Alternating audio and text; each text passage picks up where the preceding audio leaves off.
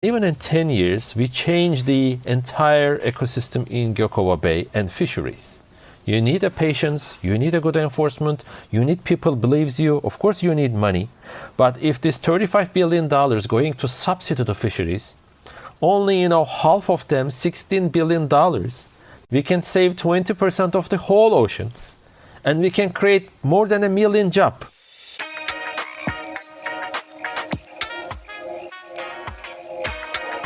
Welcome to another episode and another series of Rewilding the World with me, Ben Goldsmith. Today I'm going to be talking to my friend Zafer Kizilkaya, who's in Turkey. Zafer is chair and really the founder of the Mediterranean Conservation Society, a punchy little organization which is establishing marine protected areas along Turkey's extraordinarily beautiful but terribly depleted Turquoise Coast. The results have been quite simply phenomenal. I'm really, really grateful to have you with me today, Zafer. Thank you. Thank you, Ben, inviting me for this great podcast. Zafer, I was once lucky enough to visit Istanbul, and we did the thing of going on a boat on the Bosphorus, and I was chatting to an elderly Turkish guy who was working on the boat, and he said that when he was a kid, the Bosphorus itself, which links the Black Sea with the Mediterranean Sea, was absolutely heaving with fish. He said that there was some of the richest fishing grounds in the Eastern Mediterranean, he said, was along that part of the Turkish coast. And during the same trip, I went to Bodrum and I stayed in an amazing hotel called the Matsakisi. I actually met my wife there. And again, we spent lots of time in the sea and with people from the area. And the impression I got is that the loss of abundance of life in the sea around Turkey has been truly catastrophic, probably in just 1 or 2 generations. Is that overly pessimistic of me to say that? No, it's exactly true. If you go into deeper and scientifically, it is even worse than that. Because historically, this is the most overexploited sea all over the world. Over 10,000 years, people have been fishing in Mediterranean. Even in the Roman times, we had records of overfishing certain species. So, just 100 years ago, there were bluefin tunas, there are marlins, there are fish traps in Bosphorus just to catch these two migrating towards the Black Sea from Sea of Marmara. And there is not even a single species you can notice all around in Marmara Sea. And when you come to more south, to Bodrum, the overfishing, illegal fishing, and this, climate crisis, changing water temperatures, so many invasive species, we are just turning into kind of tropical sea within the time. So, what the experiments and marine protected areas resilience we have been working with is going to be a great remedy for this. We have been monitoring a lot of parameters, and I think, we see what the reality of the ecosystems, the balance, and the climate change effect is just pushing us, and what we could do in the future to at least get minimum damage out of this. And why, in your opinion, is the coast and the inshore marine environment of Turkey, why historically was this so abundant and so special? Just imagine, all the civilizations emerged along Anatolian coast of Aegean and Mediterranean and some of the Greek part. So this is where the civilization starts. The reason why: fish, sailing, which you need sea and ship, grapes and olives. So this tree, you can survive forever. You don't need anything else. So these 3 crops, but the mainly fish for protein, they were so abundant, they can catch, they can trade, they can store with salt. And then people with this better climate, and there is no tide, there is no, cold in the winter time. So that's a great place to, emerge as a civilization. And the first democracies also emerged here. But civilizations bring exploitation. And exploitation brings over-exploitation. And then after some point, it just breaks the ecosystem's balance, and then you lose everything. And when, in your opinion, Zafer, did the real decline begin? Is it during our lifetime, or is it during the last century? When did the collapse take place? I think the collapse started giving the first signs after the Suez Canal was opened in 1869. So the Red Sea was 17 centimeters higher than the Mediterranean. The waters just starts naturally flowing to, Mediterranean. So there was a kind of changing, connecting not only waterways, but connecting 2 different ecosystems, tropical sea and temperate sea. And then after Second World War, after all those machineries after all those subsidies given to the fisheries as an industry. So there is no such industry anywhere else in the world. Maybe it's a bit of agriculture on land. The governments are giving so much subsidy in terms of fuel, equipment. So every year, less and less fish is being caught by more and more complicated technology. So where can you escape? Even with a human brain as a fish, where can you escape? Yeah, I read recently that world governments hand out approximately 35 billion US dollars of their taxpayers' money to fishing fleets, and in order to fish seas which have declining amounts of fish. I mean, it seems an absolutely pointless and devastating use of taxpayers' money to support the fishing industry in this way. And I know that some of the NGOs, Oceana and others, have been campaigning very hard for a global deal on fishing subsidies. And fishing the high seas wouldn't happen at all without subsidies. It simply doesn't make economic sense to send these boats into the far distant high seas to catch fish which are very far apart from each other, ecosystems that we really don't understand at all. It only happens because of government subsidies. So in Turkey, is there any effort, before we talk about marine protected areas, is there any effort to reduce fishing pressure or to apply some kind of systematic quota setting process or anything to allow fish stocks to recover? Actually, unfortunately not, because before the relations between Turkey and European Union broke down, the most problematic, subject was the fisheries, because Turkey has oversized purseine fleets in Black Sea, catching anchovies every year. The Black Sea anchovy has one of the highest protein level in whole fish in the world, but 90% of the fish they catch is just being used as a fish food or chicken food. With the most high quality protein, we are trying to create way less, valuable meat and other fish species. This is just unbelievable. And nobody in the country ever trying to make use of this anchovy as a food, but we are just using it for so many other purposes. And they are making great money out of this business. So the fish was so abundant, but now in the last 20 years, there's less and less and less anchovy. And the fleet has a big problem. And some of the fleet already moved to Senegal and Mauritania like any other EU fleets. But still, they're just carrying the problem over there. The fleet is still oversized here. But another problem is monitoring is so poor. The bottom trawlers are getting very closer to the shore, even on the seagrass meadows. So day by day, we are using certain parts of ecosystem. Majority of the anchovies, fish stocks collapsed, and there was no such, forget about successful management of fisheries in Turkey. They just let the, industrial fleets plus small-scale fisheries, because they're catching less fish and they're increasing their fishing gear amount. So it's a kind of vicious circle. You have, 10 kilometers of net this year. Next year, to catch the same amount of fish, you have 20 kilometers of, nets. Then at any given time, millions of kilometers of long lines and thousands of kilometers of fishing nets in the water. So this is not a kind of place you can live as a fish. Of course, you don't have fish at the end. Yeah. And this is a problem that is replicated across the countries of the world, not just the poorer countries, but also highly developed nations. The European Union has a terrible record on managing fisheries. And of course, catching fish at the bottom of the food chain in order to feed them either to farmed fish or to other livestock it's not only incredibly wasteful, but it rips out the whole basis of the food chain itself. If you take the small fish. In British waters, we have the problem of disappearing sand eels. The sand eels are equivalent to anchovies, and the whole food chain, right up to the seabirds and the puffins and all those things that make Britain famous in birding circles, they're all disappearing because we've eliminated the sand eels. And what do they use it for? Well, often they just use it for food for livestock. It's a disgrace.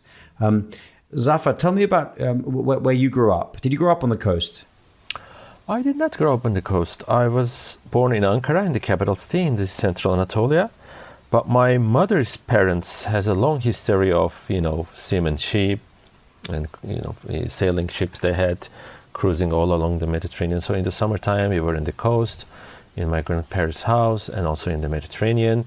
So even at that day, I noticed that I'm going to do something about, fish. I don't know what, but it's going to be about fish. So it was such kind of passionate, observer, even in my, childhood. And even I was, what I was witnessing as a childhood totally disappeared now. It is our lifetime, even not half a lifetime. We lost so many things. And right now, where do you live exactly? Right now, I live near Izmir, next to the coast, in Aegean coast. But my project site is much south, just southwestern corner of Turkey, near Bodrum. And it's the Gökova Bay and other, Datça, Bozburun Peninsula. These are all different MPAs. So in each MPA, we have been dealing with different problems and different protection measures. Zafer, what's the organization that you work for, and how did you come to be working in that organization? Well, the organization is called Mediterranean Conservation Society. We established it in 2012. And actually, I was working in Southeast Asia, in Indonesia, over 10 years for different projects, including National Geographic Research and Expedition Committee. And we have been visiting many places, just, talk with the scientists, how to establish marine protected areas. So I had a great knowledge at that time and network. And in 2007, when I was in Turkey, there was a stranded monk seal pup, which was female, little cutie monk seal pup, which is critically endangered. So I took the responsibility of the rehabilitation, raising some money, establishing a rehabilitation center for her. But later, when we released her back to wild, which is a Gökova Bay, where our prime marine protected area today, and I did a couple of diving, and I noticed that underwater is just like a nuclear war aftermath. There is not even, forget about fish, there's not even macroalgae. If there's a sunlight, if there's a sea, if there's a bare rock, there should be covered with algae. There is not even an algae. So I noticed that there is something serious going on here. So I decided to just go deeper in this problem when I see that. And we did a lot of research in our international network of scientists. And Gökova came out to be in 2008 having the least fish in the entire Mediterranean. So we just started from the scratch. Tell us about Gökova Bay. What's the size of that place? What sort of a place is it?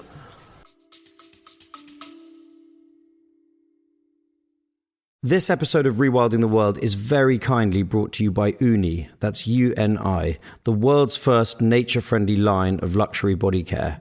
We've all heard about the harm that sun cream does to coral reefs, but it's not just sun cream and it's not just coral reefs. Well, Uni makes plastic-free, nature-friendly essentials like shampoo, conditioner, hand wash, and even natural deodorant, all full of nourishing ingredients such as seaweed kelp, aloe vera, and olive oil. We've been loving our Uni products, but don't take it from me. Here's my wife, Jemima. Yes, I really love them. They're such clean and nourishing products. The microalgae body oil is so good and really smells amazing. You can find Uni products at Space NK or at weareuni.com. It is quite a big, bay. It is 1,300 square kilometers. It's quite sizable. But the important thing is both north and south coastline of the bay is a fault line. So there's always tectonic movements. There are deep waters right in the middle of the bay. The depth is over 700 meters. So in a very quick distance, it's getting quite deep. And there's so many rivers, small rivers, even in the summertime, which is quite unusual for Mediterranean. There are always water flowing, nutrients to the sea. And most of the fish species seen in Turkey observed in Gökova Bay. Scientifically, there's so many seagrass meadows. But when you take a look at the big fishes, there was no big fish at that time. So what was the plan that you put together for this bay? And tell us about what you did, how you did it, and what has happened since? Well, to start up any marine protected area, you have to get close friend of the small-scale fishing community, or you have to have a kind of a deal with the other big fleets. You cannot be friends with the bottom trawlers or big fleets, but you could be a good friend with the small-scale fishers because you're defending their rights and their livelihood. And coincidentally, when I was working on the Gökova Bay, what is happening, the fisheries collapsed. There was not a big fisheries in Gökova Bay at that time, just the white grouper and shrimp. We just made 60% of the whole livelihood at that time. And all of a sudden, they disappeared, zero. So the whole community lost 60% of their income, and they were in a panic, what to do. Whether they're going to switch to kind of a tourism sector, which is a big potential in the bay, or shall they keep their boats? So I just came out and explained them, here is the remedy. We will close certain parts of the bay for whole fishing, right? And these are quite important areas for nursery, spawning type of areas. And I promised those people also to close half of the bay for industrial fishing, like bottom trawling, like pursening. So that convinced them. But of course, the industrial fishers opened a war against me. They threatened me many times. They said that they were calling me, we're going to kill you, and things like that. So after a year-long negotiations with community, government officials, other stakeholders, so we agreed on the areas that we are going to close. And after a year, in 2010, we have the first fully protected and highly protected areas in Turkish waters only for ecosystem restoration. And then, of course, it established, but the problem just started. It was not the huge achievement. The majority of the MPAs in the world having the same problem, enforcement. Who is going to do enforcement? So you started with this tumultuous campaign with death threats. I mean, it's really unbelievable for me sitting here in London to hear you say this. And Global Witness produced a report just recently showing that 2,000 environmental defenders have been murdered in the last decade. And it's a dangerous thing in many parts of the world. And I mean, you've been heroic in sticking the course. What's the status of Gökova Bay today? What happened subsequently? Yeah, I was just telling about the enforcement, because in Turkish, in laws and regulations, Coast Guard is the whole authority for any kind of, enforcement in the sea. But at that years, remember 2010 was the, most difficult time where the Syrian refugees were trying to flee to Greek islands. They were drowning in hundreds and dying. So the Turkish Coast Guard full-time trying to save the lives of these people, and the enforcing marine protected areas, it's not a priority at all at that time.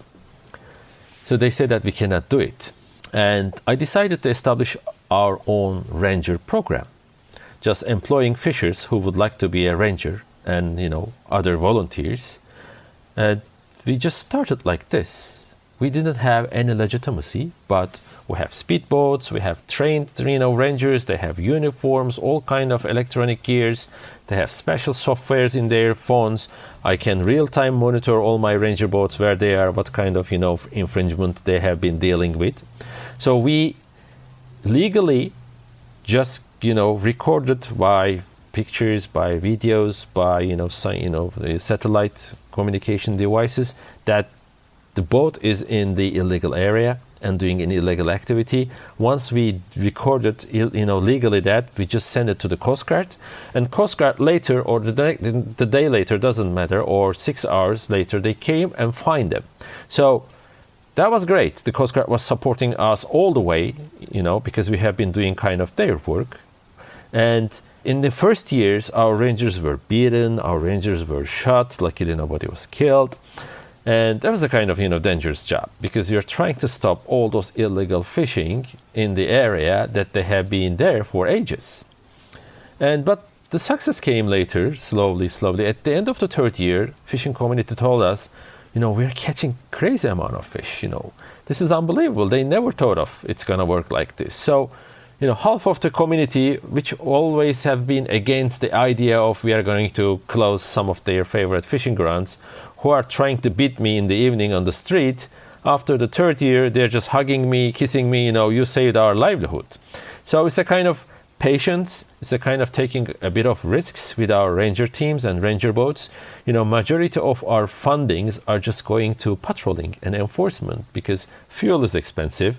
All the governments are giving $35 billion of subsidy to industry fleets, but no one gives us any cheap, fuel. So we have to put this gasoline on our ranger boats. They have to patrol all the day, because after the 10th year, there was so much fish in no fishing zones. It's just spilling over to the other areas, and everybody noticing that. And right now there is more risk of illegal fishing, because if they can get in, and if there is no ranger there, it takes the risks. Fines are not so high. but the fish they can catch inside is so valuable. So right now it's getting more and more difficult for our rangers to deal with these people, to stop them. So right now Gökova Bay has at least 20 times more fish when we started. But even better, the small-scale fishing community's income increased more than 600% since the beginning of the project, because they are collecting their livelihood income and their daily lending values, and they are just putting them into the software. We prepared them in the cooperative, and they're sending to us. So I can see who went out fishing at that day, whether used long lines or trammel nets, and which length, and how many hooks, and brought what kind of fish. There's a great details and everything. And every year the income is going up and up. 10 years passed, still the graph is going up. It's not even inclined, it's still going up. So that means the system is working. And in whole Eastern Mediterranean, when you look at the Gökova Bay is the only place there are still full-time small-scale fishers. In all the other MPAs we are working right now, started again from the scratch, they're all part-time fishers, only do it in the wintertime. Summertime they are working in the tourism business. Is the whole of Gökova Bay's 1,300 square kilometers off limits for fishing? And if so, where exactly is the fishing taking place? No, only the eastern part of the bay, which is more than 300 square kilometers, closed for trawlers, right? And then there is another 30 square kilometers of no fishing zones, 7 areas, which is ecologically connected. We, selected them in a way that, if the fish just moves from this one, they can end up in the other one. So we have been negotiating with the government right now to expand the number of fully protected areas towards the western part. So we have a whole future of plan, to increase, because 30 by 30 is just 7 years ahead. So to increase more no fishing zones in Gökova with less resistance from the small scale community, because they have already seen the success. So which is much easier for us. So there's a lot of room to improve, and there's a lot of room to also monitor what is happening. And besides, Gökova is also another area which is hampered by invasive species. So we have to do something about the invasive species to decrease their impact on the ecosystem. Yeah, what's exciting is to see that the 30 by 30 pledge that was made by world governments in Montreal is actually having an effect on the ground. Governments have signed up with a promise to protect 30% of their land and 30% of their sea for nature by 2030, and they don't really know how to do it. And it feels somewhat outrageous to me that these extraordinary innovations are happening as a result of tiny organizations like yours. That governments themselves are not stepping up and creating these marine protected areas and putting in place these actions which have such an extraordinary cascade of benefits for people and for nature. But you've done something incredible. To what extent is the government of Turkey and also the local government of that part of Turkey aware of the success? Do they understand how great the results have been in Gökova? And as a result, is this something that the government is now planning on rolling out across their coast? Well, that's a great question, because the central government in Ankara is far from sea, and they had not much idea about what's happening under the water or the ecosystem. And in terms of fisheries management, their 99% time is just devoted to industrial fishers problems. So it's a small scale fishers is a kind of so much ignored, and there are 15,000 small scale fishers, and they never been questioned whether they're happy, what's happening in their catch, or what they have been seeing in terms of change. So once we created these no fishing zones and the success came, they were at the beginning just closing their eyes and ears, but right now they say that, wow, something is going here and very successful. And right now we are collaborating with both, Ministry of Agriculture, Ministry of Environment.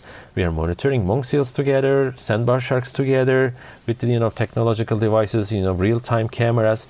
So right now they're on the train. So, they noticed that this is the great way to wake it up, also other institutions to be part of this success.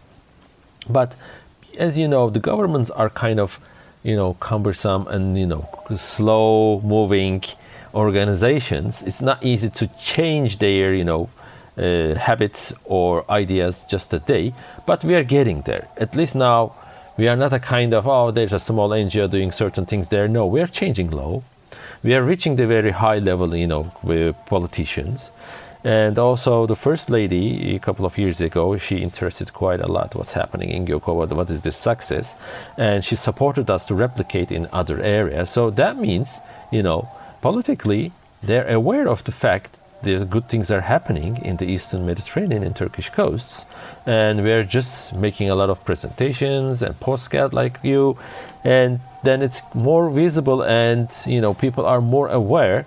And when I trying to get an appointment with ministers and, some general managers, we are very easy to reach and get them and talk them, what further we need support from their side legally and what is the other opportunities that we could do together and how Turkey lead the conservation of these marine protected areas business in Eastern Mediterranean.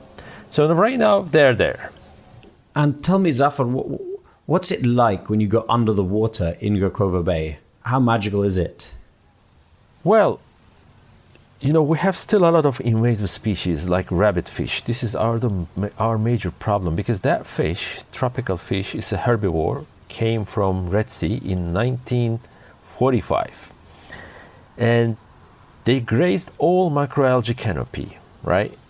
At the beginning, there were other big fishes also preying on them, but once the overfishing fished out all the big fishes, the rabbit fishes had no predation and they just reproduce like, crazy because the water temperature is also rising. So they have an amazing ground and they don't have any competitors. So they grazed out whole our macroalgae. It is something like you are waking up tomorrow morning and there is no single trees in whole UK, right? You immediately get shocked, but since it's happening underwater, nobody noticing it. It sees that people think that, the rocks are always bare, water is always that clear, but the entire primary ecosystem of macroalgae in Turkish waters and also other Eastern Mediterranean countries disappeared. This is the ever biggest, ecosystem and biodiversity loss. So that's why fish has no place to grow up. Crustaceans no place to hide. So, but still, in the protected areas, when I dive underwater, there's so many groupers. There's so many, big predators. And there's less invasive species. So at least we could bring up the, apex predators on the top of the food chain into the system again. And when I make the fish census in the protected areas, there is less invasive species than non-protected areas. It means marine protected areas are just increasing the resilience of the marine ecosystems. So we need more fully protected areas, at least have a kind of, resilience mechanism against these invasive species and increasing temperatures. Because once the temperature increases, which we have been monitoring over 10 years, not at the surface, but all the way down to 40 meters, every 5 meters we have temperature loggers. I just yesterday, collected the data. The water temperature between surface and 15 meters in the summertime is 30 degrees. And even at the 40 meters, it is 27 degrees. 40 meters is the area, what we called corallogenous habitats, where there's all sponges and other sessile organisms, small corals living there, but they're all living in the cold water. When the water temperature increases, they're getting shrinking. They cannot, escape. So once they die out, the tropical ones, right? Tropical sponges, encrusting sponges, tropical, habitats, invertebrates, just covering them. So when I look at the depths between surface and 40 meters, it's a kind of a new growing tropical sea. When I go deeper than 40 meters, where the water is really cold and real Mediterranean starts at 40 meters in our waters. Just up is tropical sea. Zafer, it's so nice to hear the Mazoon in the background there. During my time in Turkey and in Morocco, it's a sound that is very, very calming. It punctuates your day 5 times a day. Right. Zafer, can the invasive species potentially be favored by chefs and by restaurants and so on, such that people place their emphasis on eating them, the lionfish, the rabbitfish? Thank you, Ben. This is, great question, and it's the great issue that we need to figure it out for whole public, not only for the chefs, Because since 2015, we have been working with small-scale community, buying all those invasive species which are eatable. And we cooperated with the chefs and we asked from their support, and they just developed amazing recipes with these invasive species. And they love it so much because the fish is healthy. Fishes are wild. They're not, cultured. And they're so cheap. And they put their menus, that great, recipes. And, these are fine dining restaurants, not a kind of, every day you can just go and eat and get out type of thing. And those invasive species became so popular by the people who came and eat there. And of course, some of them have quite influential and rich people having the highest supermarket chain in the country. They called us, yeah, that's a great idea. I tasted your lionfish in this restaurant and we love to just sell it through our supermarket chain. I said, wait a minute, we're not in that capacity yet. We are just trying to get the invasive species from the small scale fisheries, paying them, and because it's a bycatch, and in some areas more than 60% of their daily catch is just invasives. So they're just throwing it back to the sea, spending so much time and energy and fuel, and we are unconditionally buy every invasive species they catch except the pufferfish, which is neurotoxic. And we just clean them and package them in the different sizes and just send it to the restaurants. And right now we work almost 40 to 60 restaurants depending on the season. And we're always in the supply problem right now. The demand is always high because the fish is getting quite popular. And it is so cheap compared to the other local fish species. We are just selling it to almost 1/4 of the price they pay for any other regular fish. It's an amazing innovation that get people eating the invasives in order to apply pressure on their numbers. Zafer, are you an optimist generally? I mean, what can we look forward to in Turkish waters in the coming decade, in your opinion? Well, I am always optimist because, I'm an engineer, right? I am later became a kind of biologist. So I put the problems in front of me. I just look at them and there are always solutions. And even in 10 years, we changed the entire ecosystem in Gökova Bay and fisheries. Just in 10 years. And without much support. Can you imagine all the government institutions, all the other stakeholders and the community and the tourists and everybody notices where's the fact that we can change the whole these things, which is so easy. When we are discussing with the protected areas with my colleagues in all Mediterranean, right now, not even 1% of the Mediterranean is fully protected. We are just talking about, dream-like scenarios 30 by 30. This is a kind of, such an ambitious target. I was just hoping to get only 2% of fully protected areas in 10 years will change the future of Mediterranean because we will have at least pools of really protected areas. And more tourists are coming and observe the change that we created. So we have to be optimist. Even in the worst conditions, which we started in Gökova from the scratch, we can change it. You need a patience, you need a good enforcement, you need people believes you, of course you need money. But if this $35 billion going to subsidy the fisheries, only, half of them, $16 billion, we can save 20% of the whole oceans. And we can create more than 1 million jobs additionally. With giving subsidy, you cannot creating any more, employment, even decreasing the employment because there's less fish and more technology. Yeah, that's why it's just so important that the word gets out as to the success you've had in Gökova Bay and elsewhere, such that not only politicians, but the media and the public understand. We need to get those small-scale fishers who are doing so well on the back of the marine protected area to get out there themselves and tell fishers in other parts of the country that this really works, that marine protected areas are like fish banks or fish replenishment zones. Zafer, I've been reading a lot about Mediterranean monk seals. Now, I've become really fascinated by this species. I understand they're the second or maybe the third largest seal in the world after the elephant seal, though some of them are 3 meters long. I also understand that they used to be really quite numerous in the Mediterranean. I heard one description of a European sailor who said he saw 100 monk seals on one beach on the island of Cyprus. And of course, the species was pushed to the very brink of extinction.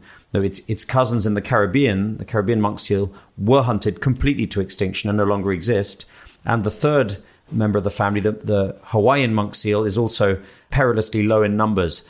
So I guess there's probably 500-600 monk seals left in the whole Mediterranean now. What's the possibility for restoring this species to a former abundance in Turkey? I think the abundance of seals in Turkey is really good condition right now, I can say, because I just checked our real-time cameras in the different caves. 6 monk seals just sleeping next to each other, head to head. It's just kind of a dream, like a shot that we see. Once we establish these no fishing zones, every year there are at least couple of 3-4 pups coming inside to feed in, because there are more fish inside. They notice that hey, there's a more fish there, so don't spend your time there. So we have more monk seals. Once we started, we did a lot of interview with the fishers, how many monk seals they have, any problems with the monk seals, any conflict with them. So because monk seals were stealing fish from their nets, they always a kind of bitter taste with the monk seals. In 2010, there were 1 or 2 monk seals in the area in Gökova Bay. Right now, only in 4 caves, just looking at the cameras, cameras can, having, artificial intelligence, can identify the individuals from their scratches and their patterns on their furs. Right now, we have 11 monk seals in the area. So also in other areas, our, trap cameras and real-time cameras showing more and more monk seal. So that means we just push the limit of their extinction, because the problem is not the fish stocks only, but their whole habitat. If you just, demolish their caves, not because of the human intervention, because of the earthquakes, several caves collapsed for monk seals. We noticed that. And 4 years ago, we saw a beautiful cave, great for monk seals, but there is no dry ledge inside. They need a dry platform inside to rest, to give a birth. And, I am an engineer, and I decided to build a dry ledge inside the cave.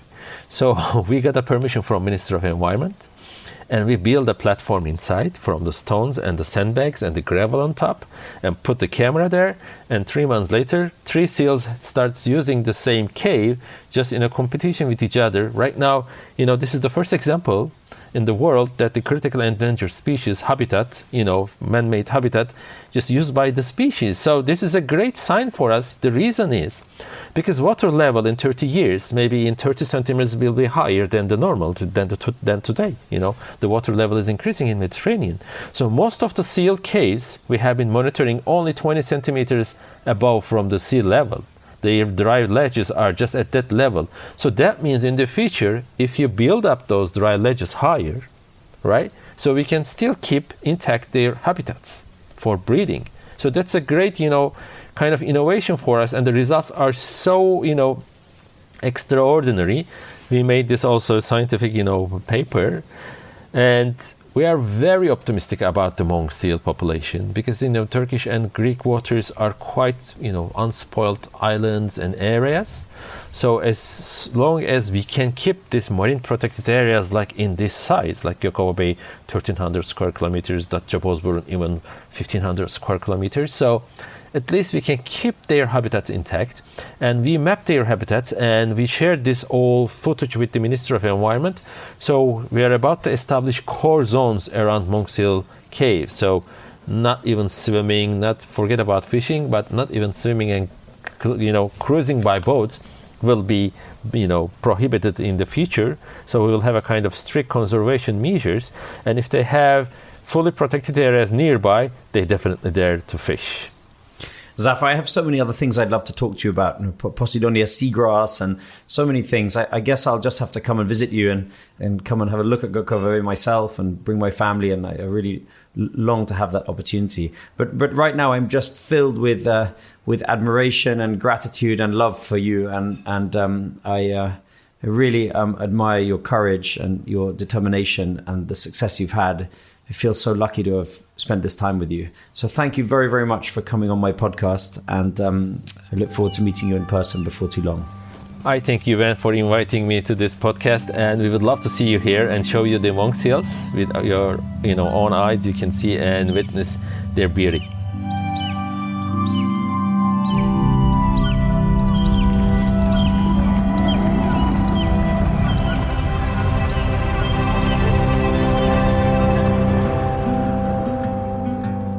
It's just so inspirational to see how quickly life recovers in the sea given half a chance. And the messaging that's been used by Zafer and his team is also fascinating. The idea of fish banks or replenishment zones as opposed to simple protected areas makes the whole idea appeal to fishing people. Just an extraordinary story, and I hope you enjoyed it as well. In fact, if you enjoyed the podcast, we'd be really grateful if you'd give us a review, like us, and spread the word among your friends. It all helps a lot. Thank you very much. Next time, I'm going to be talking to Lee Schofield up in the Lake District, one of Britain's most iconic landscapes, but like so many, terribly depleted, although now restoration efforts are underway and Lee is at the forefront of these efforts.